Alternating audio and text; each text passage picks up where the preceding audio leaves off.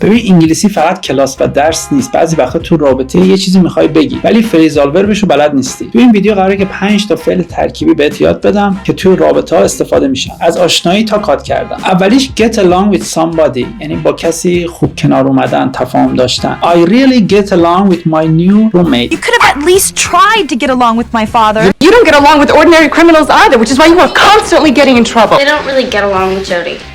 دومیش break up with somebody، یعنی کات کردن، یعنی قطع ارتباط کردن. They broke up after 2 years of dating. Look, Elliot, you tell Randy to be a grown-up and break up with her over text. I wish I could break up with you.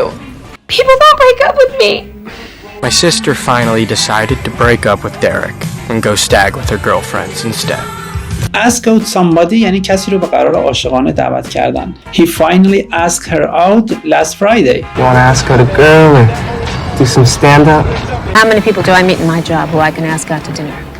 Please, did you ask out that girl from Econ? Fall out with somebody یعنی قهر کردن یا دعوا کردن با کسی. I fell out with my best friend last week. About to fall out.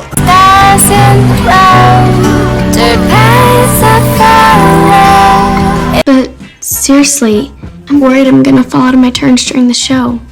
Pete Wentz from Fallout Boy. Make up with somebody یعنی آشتی کردن با کسی. We had a fight but we made up the next day. Make up with Maxine. Why would I be trying to make up with another girl? Kissinger is trying to kiss and make up with the Soviets. Take my back pills to get the day started, then seek to make up with Naomi.